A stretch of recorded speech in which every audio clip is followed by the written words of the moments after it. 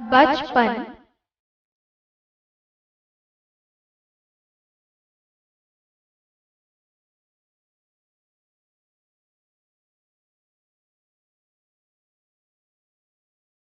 बचपन। मैं तुम्हें अपने बचपन की ओर ले जाऊंगी। मैं तुमसे कुछ इतनी बड़ी हूँ कि तुम्हारी दादी भी हो सकती हूँ, तुम्हारी नानी भी, बड़ी बुआ भी, बड़ी मौसी भी। परिवार में मुझे सभी लोग जीजी कहकर पुकारते हैं। हाँ, मैं इन दिनों कुछ बड़ा बड़ा यानी उम्र में सयाना महसूस करने लगी हूँ। शायद इसीलिए कि पिछली शताब्दी में पैदा हुई थी। मेरे पहनने ओढ़ने में काफी बदलाव आए हैं।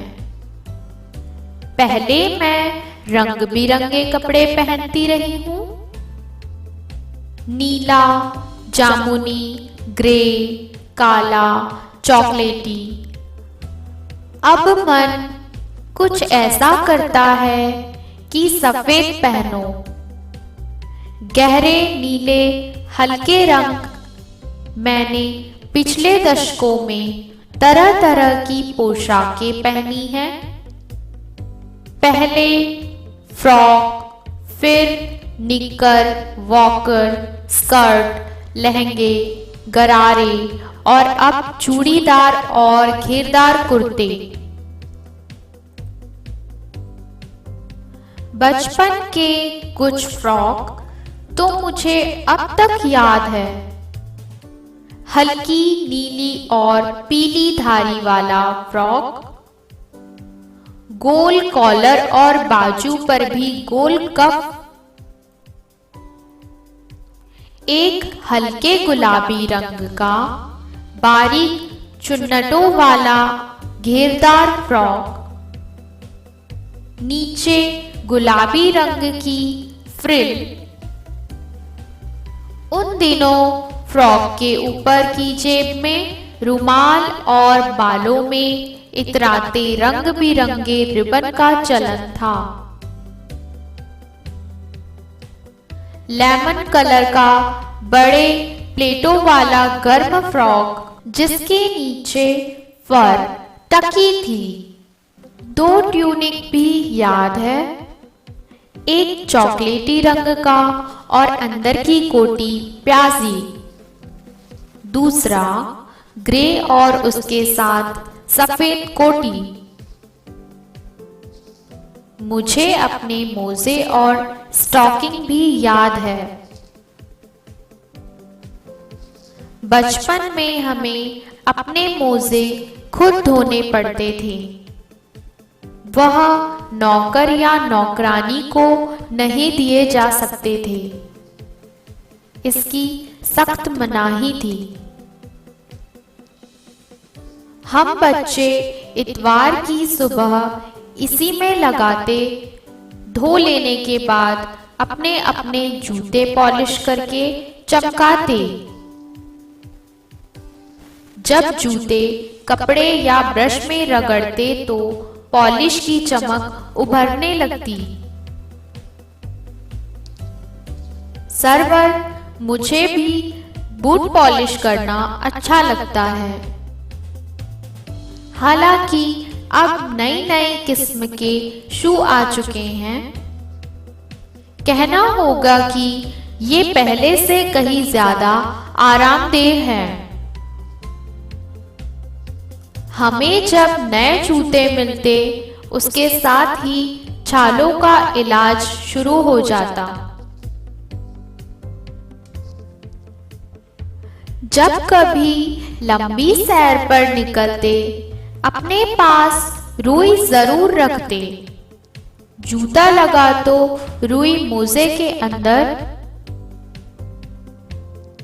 हाँ, हमारे तुम्हारे बचपन में तो बहुत फर्क हो चुका है। हर शनिचर को हमें ऑलिव ऑयल या कैस्टर ऑयल पीना पड़ता। यह एक मुश्किल काम था। शनिचर को सुबह से ही नाक में इसकी गंध आने लगती। छोटे शीशे के ग्लास, जिन पर ठीक खुराक के लिए निशान पड़े रहते, उन्हें देखते ही मिलती होने लगती। मुझे आज भी लगता है कि अगर हम ना भी पीते वह शनिवारी दवा तो कुछ ज्यादा बिगड़ने वाला नहीं था। सेहत ठीक ही रहती। तुम्हें बताऊंगी कि हमारे समय और तुम्हारे समय में कितनी दूरी हो चुकी है। यहाँ तक कि बचपन की दिलचस्पियां भी बदल गई है। याद रहे उन दिनों कुछ घरों में ग्रामोफोन थे, रेडियो और टेलीविजन नहीं थे। हमारे बचपन की कुल्फी आइसक्रीम हो गई है। कचौड़ी समोसा पैटीज में बदल गया है। सहतूत और फालसे और खसखस के शरबत कोक पेप्सी में।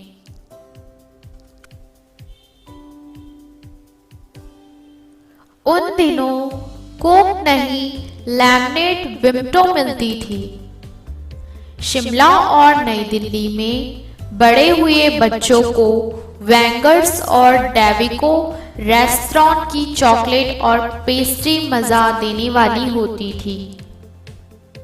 हम भाई बहनों की ड्यूटी लगती शिमला मॉल से ब्राउन ब्रेड लाने की। हमारा घर मॉल से ज्यादा दूर नहीं था।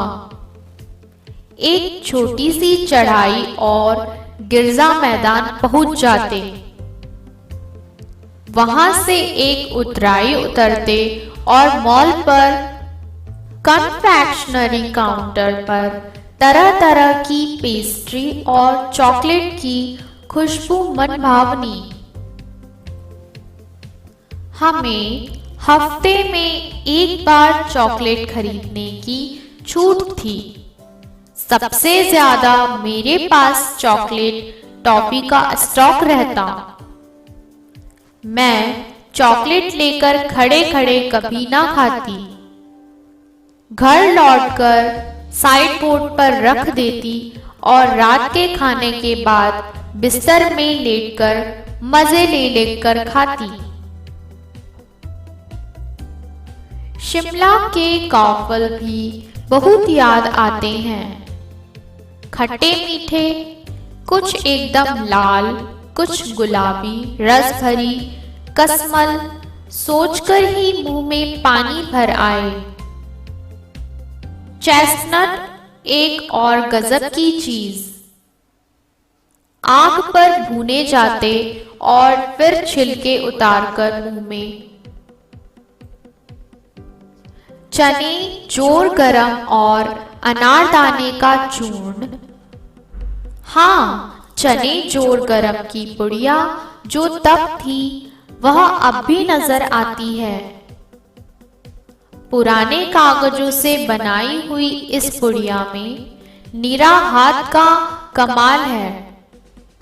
नीचे से तिरछी लपेटते हुए ऊपर से इतनी चौड़ी कि चने आसानी से हथेली पर पहुंच जाएं।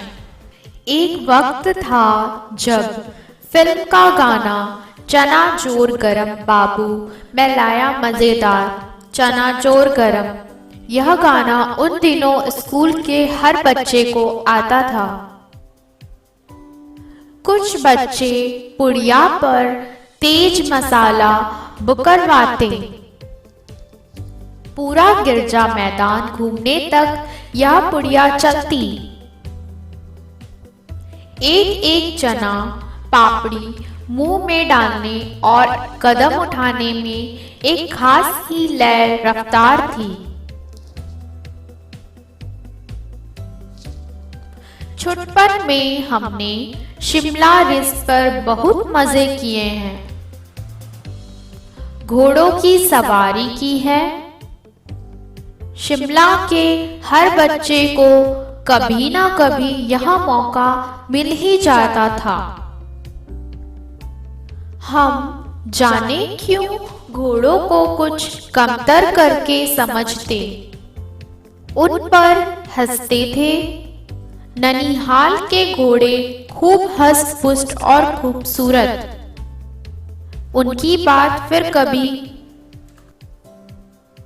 शाम को रंग बिरंगे गुब्बारे, सामने जाकू का पहाड़, ऊंचा चर्च की घंटियां बजती तो दूर दूर तक उनकी गूंज फैल जाती। लगता इसके संगीत से प्रभु यीशु स्वयं कुछ कह रहे हैं। सामने आकाश पर सूर्यास्त हो रहा है। गुलाबी सुनहरी धारियां नीले आसमान पर फैल रही है। दूर दूर फैले पहाड़ों के मुखड़े गहराने लगे और देखते देखते बत्तियां टिमटिमाने लगी। रिज पर की रौनक और मॉल की दुकानों की चमक के भी क्या कहने। स्कैंडल पॉइंट भी भीड़ से उभरता कोलाहल। सर्वर स्कैंडल पॉइंट के ठीक सामने उन दिनों एक दुकान हुआ करती थी, जिसके शोरूम में शिमला कालका ट्रेन का मॉडल बना हुआ था। इसकी पटरियां, उस पर खड़ी छोटे छोटे डिब्बों वाली ट्रेन, एक और लालटीन की छत वाला स्टेशन और सामने सिग्नल देता खंबा, थोड़ी थोड़ी दूर पर बनी सुरंगें। पिछली सदी में तेज रफ्तार वाली गाड़ी वही थी। कभी कभी हवाई जहाज भी देखने को मिलते। दिल्ली में जब भी उनकी आवाज आती, बच्चे उन्हें देखने बाहर दौड़ते। दिखता एक भारी भरकम पक्षी उड़ा जा रहा है, पंख फैलाकर। यह देखो और वह गायब। उसकी स्पीड ही इतनी तेज लगती। हाँ, गाड़ी के मॉडल वाली दुकान के साथ एक और ऐसी दुकान थी जो मुझे कभी नहीं भूलती। यह वह दुकान थी जहां मेरा पहला चश्मा बना था। वहां आंखों के डॉक्टर अंग्रेज थे।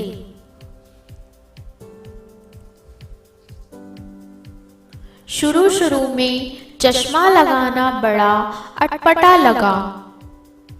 छोटे बड़े मेरे चेहरे की ओर देखते और कहते, आंखों में कुछ तकलीफ है? इस उम्र में ऐनक दूध पिया करो। मैं डॉक्टर साहब का कहा दोहरा देती, कुछ देर पहनोगी तो ऐनक उतर जाएगा। वैसे डॉक्टर साहब ने पूरा आश्वासन दिया था, लेकिन चश्मा तो अब तक नहीं उतरा। नंबर बस कम ही होता रहा। मैं अपने आप इसकी जिम्मेदार हूं। जब आप दिन की रोशनी को छोड़कर रात में टेबल लैब के सामने काम करेंगी तो इसके अलावा और क्या होगा? हाँ, जब पहली बार मैंने चश्मा लगाया तो मेरे एक चचेरे भाई ने मुझे छेड़ा, देखो देखो कैसी लग रही है।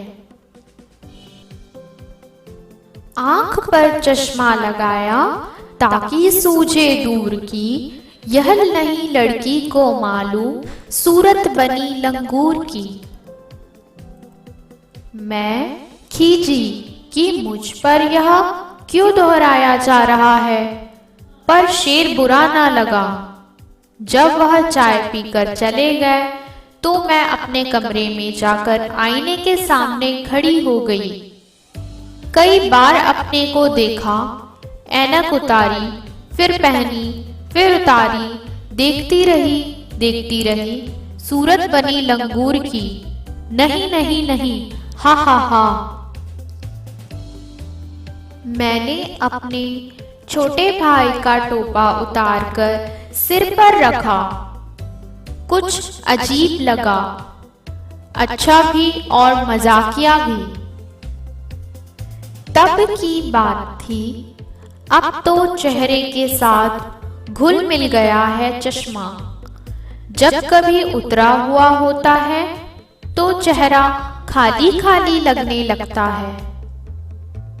याद आ गया वह टोपा, काली फ्रेम का चश्मा और लंगूर की सूरत। हाँ, इन दिनों शिमला में मैं सिर पर टोपी लगाना पसंद करती हूँ। मैंने कई रंगों की जमा कर ली है। कहाँ दुपट्टों का ओढ़ना और कहाँ सहज सहज सुभलते वाली हिमाचली टोपियां।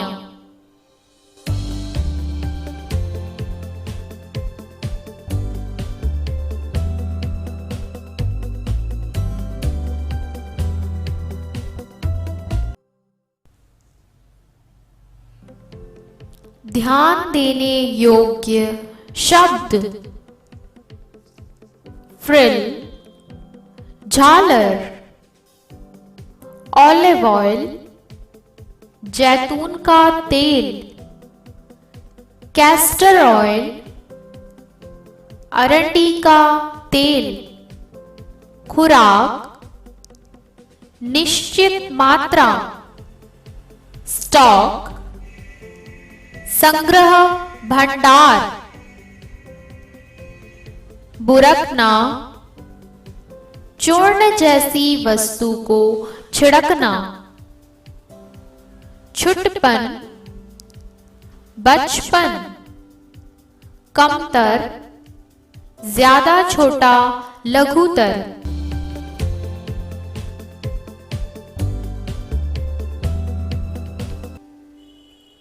हष्ट पुष्ट, तगड़ा, हट्टा कट्टा, कोलाहल, शोर, हंगामा, हल्ला, अटपटा,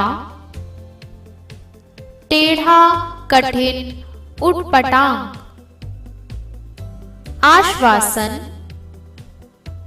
भरोसा, खींचना, झुंझलाना, क्रुद्ध होना, सहल, आसान,